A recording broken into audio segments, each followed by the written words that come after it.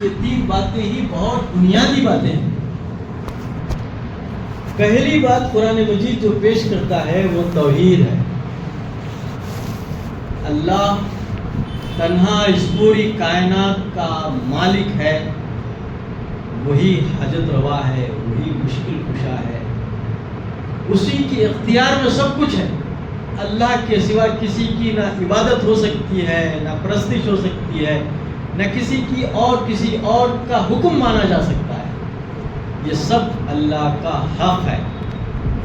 دوسری بات جو قرآن مجید پیش کرتا ہے وہ یہ ہے کہ مرنے کے بعد انسان کو پھر خدا کے سامنے حاضر ہونا ہے اور اپنے تمام اعمال کا جواب دینا ہے۔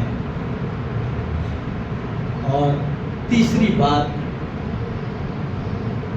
انسانوں کے لیے اسوہ حسنہ، آئیڈیل پرسنالٹی اگر کسی کی ہے تو وہ نبی صلی اللہ علیہ وسلم کی ہے۔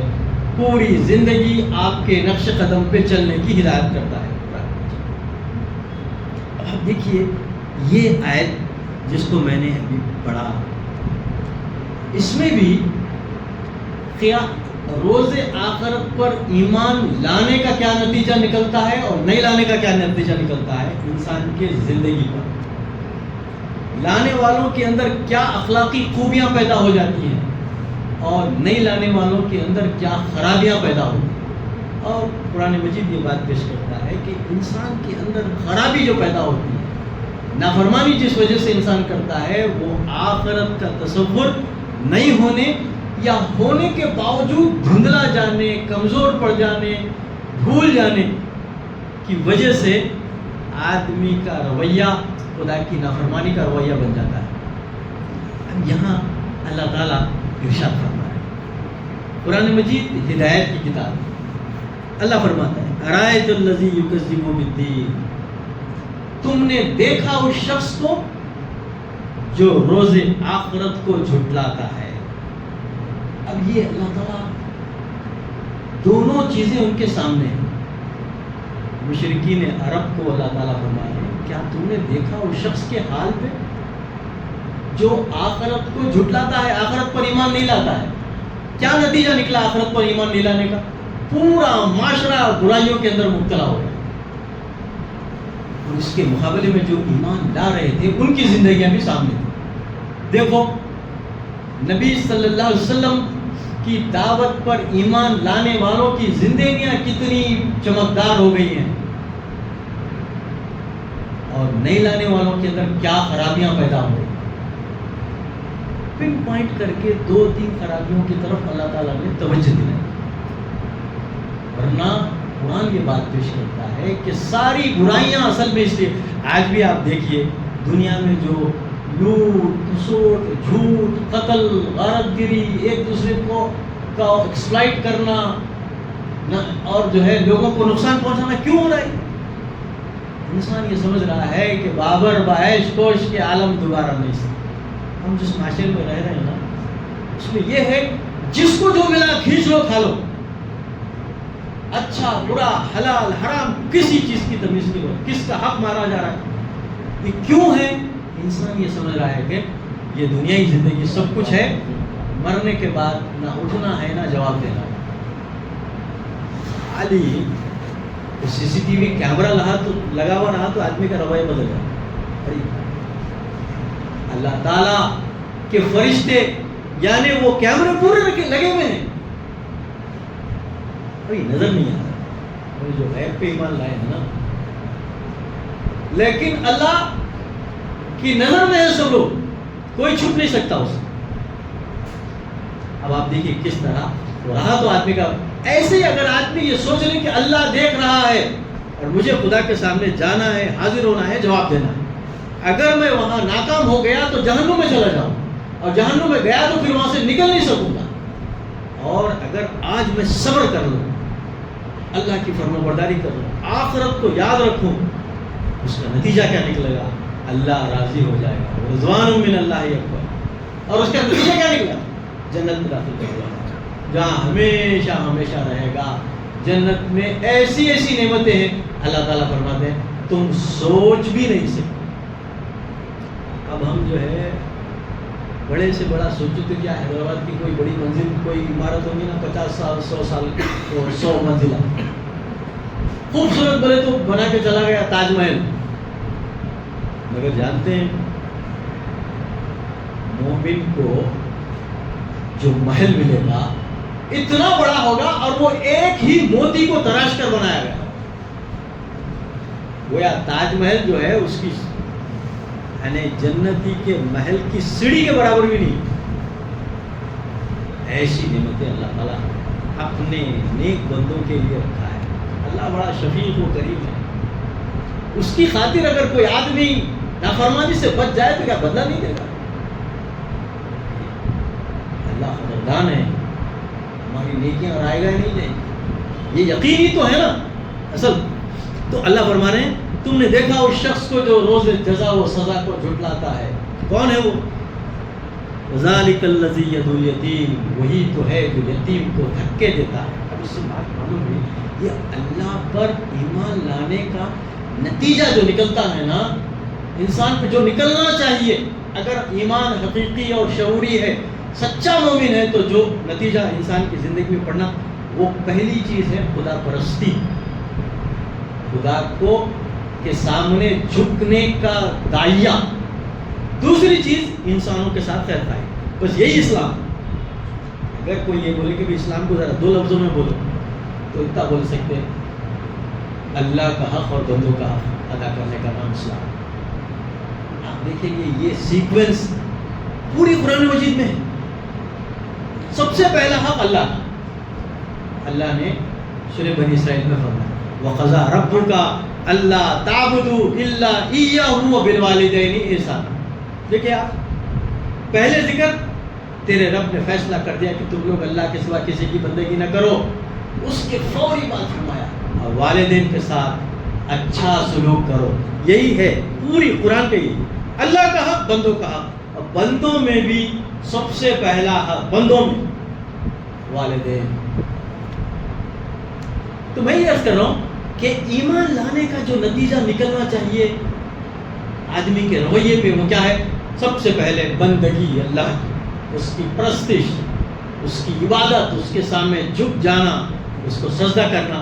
دوسری چیز انسانوں کے حقوق، انسانوں کے ساتھ خیر خواہی.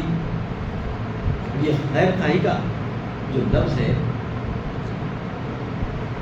ایک دیکھیے اسلام کیا ہے وہ ہم کو جو ہے قرآن و سنت سے ہی معلوم.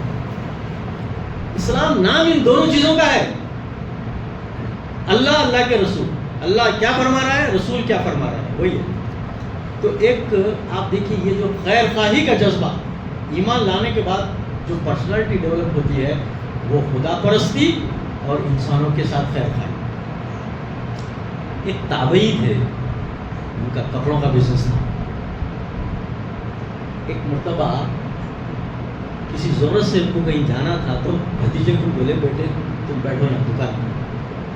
ایک بدو آیا، یعنی دیہاتی آدمی آیا، آ کے ان کی دکان سے کپڑا خریدا. 500 درہم کہا کہ 500 درہم کا ہے، وہ لے کے جا رہا تھا. وہ تابعی واپس آ رہے تھے. راستے میں انہوں نے اپنی دکان کے کپڑے کو دیکھ کے پہچان لیا کہ یہ میری دکان کا کپڑا ہے. ارے بھائی وہ زمانے میں ایسا کپڑوں کا وہ تھا کیا؟ کپڑے تو بالکل الگ دنیا تھی. تو وہ پوچھے کتنے میں خریدے؟ تو انہوں نے کہا کہ میں 500 میں خریدا. تو انہوں نے کہا کہ نہیں یہ 500 کا نہیں ہے، چلو میرے ساتھ. انہوں نے کہا کہ میں راضی ہوں، میرے کو یہ برابر دکھ رہا، آج بھی دکھ رہا. آؤ ہاتھ پکڑ کے دکان لے کے گئے. بھتیجے کو بولے بیٹا یہ 300 روپے کا تم نے 500 میں کیوں؟ تو انہوں نے کہا کہ چاچا یہ تو لینے میں راضی تھا، میں زبردستی تھوڑی کیا. تو اس وقت انہوں نے کہا کیا تم نہیں جانتے نبی صلی اللہ علیہ وسلم نے کہا دین خیر خواہی کا نام ہے. دیکھیے آپ مائنڈ سیٹ کیسا ہے، کیسا اثر پڑتا ہے آدمی کے رویے پہ. دین خیر خواہی کا نام ہے. کون بولے؟ رسول اللہ صلی اللہ علیہ وسلم نے کہا دین خیر خواہی کا، بدخواہی کا نام نہیں. کسی کو نقصان نہیں پہنچا سکتا، کسی کا استحصال کسی کو ایکسپلائٹ نہیں کر سکتا. یہ ہے دین. اگر فرض کرو اس 140 کروڑ انسانوں کے درمیان 25 करोड़ मुसलमान अगर ऐसे हो जाएं तो मोदी आपका कुछ बिगाड़ सकता है? ये है वो रास्ता जो इस्लाम बताता है। तो भाइयों, अल्लाह ने फरमाया कौन है आखिरत पर ईमान नहीं लाने वाला? वो इतना शकीकुल क़ल्ब होता है कि यतीम को भी धक्के देता है। यतीम, अब आप देखो माशरे में सबसे ज़्यादा हमारी खैरखाही के कोई मुस्तहिक़ हैं तो वो यतीम, आगे फिर मिस्किनों का भी जिक्र है। लेकिन यतीम जिसके सर से उसके बाप का साया हट जाए, वो सब, इसीलिए नबी सल्लल्लाहु अलैहि वसल्लम ने फरमाया जो यतीमों के साथ खैरखाही करेगा वो जन्नत में मेरे साथ मेरे इतने करीब रहेगा। 2 उंगलियों को आपने जोड़ कर बताया। जो आदमी यतीम की कफालत करता है, अब आप देखिए इस्लाम जो है ना, नबी सल्लल्लाहु अलैहि वसल्लम ने फरमाया यतीम के सामने अपने बच्चों को प्यार मत करो। जज्बात का ख्याल, अगर आदमी आखिरत पे ईमान लाया तो लोगों के जज्बात को ठेस पहुंचाता है, लोगों की इज्जतें उछालता है, लोगों को जो है बेइज्जत करता है। मगर रसूलुल्लाह सल्लल्लाहु अलैहि वसल्लम ने क्या कहा? उस यतीम बच्चे को कहीं अपने बाप याद आके उसको महरूमी का एहसास हो। फरमाया कि दीन असल में अखलाक का नाम है, अखलाक में ये तो दीन है। और आखिरत पर ईमान आदमी को ऐसा ऊंचा उठाता, नबी सल्लल्लाहु अलैहि वसल्लम ने कहा अगर तुम अपने पड़ोसी के बच्चों के लिए फल नहीं ला सकते, तुम अपने लिए खरीद रहे हो, मगर तुम इस काबिल नहीं है कि पड़ोसी के बच्चे के लिए भी खरीद सको, तुम्हारी इस्तात नहीं है, फरमाया खाने के बाद उसके छिलके बाहर मत दो। क्या ख्याल है लोगों का ख्याल? ऐसे रसूल पर ईमान लाने वाले लोगों को झिड़क दे सकते हैं क्या? लोगों को बेइज्जत कर सकते हैं क्या? नहीं कर सकते। तो फरमाया कि गज़ा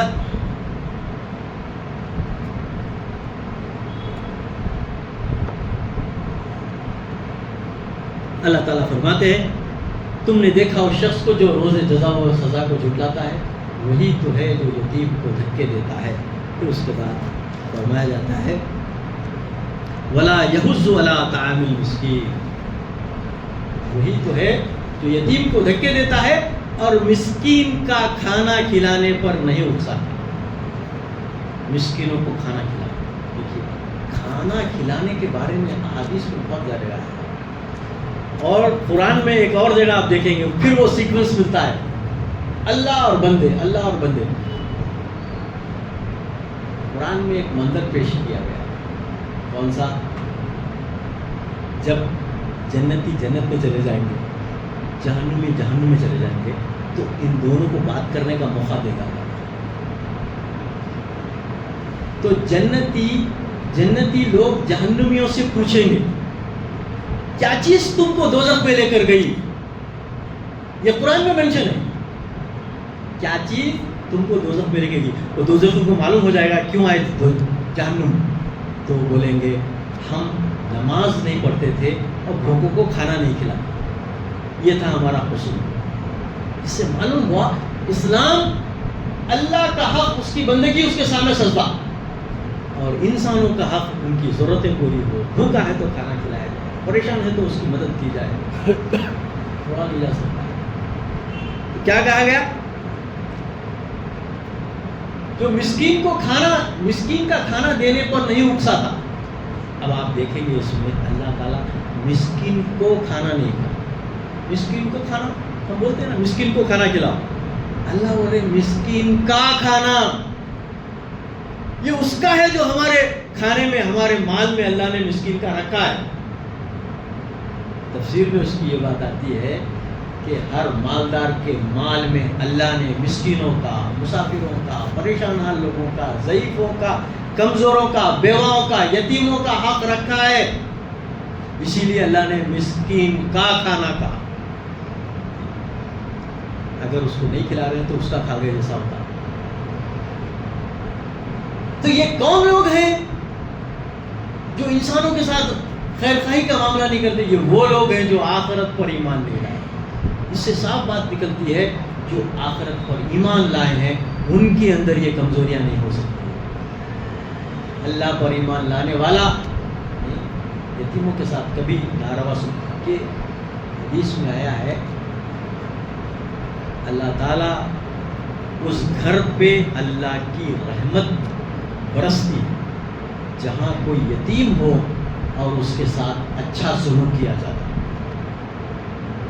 اور اس گھر پہ خدا کی لعنت برستی ہے جہاں کوئی یتیم ہو اور اس کے ساتھ ناروا سلوک ہوتا ہو. یتیم بچے کو رکھ لیے تو اس گھر کے سارے کام انہیں کرنا، اس کا بستر الگ، اس کی رکابی الگ، اس کا کھانا الگ. اگر ایسا کوئی کرتا ہے تو وہ اپنی آخرت تباہ کرے. اسلام جو ہے ہم بولتے نا اعمال یہی ہے اعمال. اللہ مجھے معاف کیجیے، اعمال یہ نہیں ہے کہ کس کی داڑھی کتنی بڑی ہے، کس کی ٹوپی کتنی بڑی ہے، کون کتنا بڑا جھکا پہنا ہے. اعمال یہ ہے کہ اس کا رویہ کیسا ہے، آخرت پر ایمان لانے والوں کے جیسا ہے یا آخرت کو بھول جانے والوں کے جیسا ہے. ایک حدیث میں ہے اگر کوئی کسی یتیم کے سر پہ ہاتھ پھیرا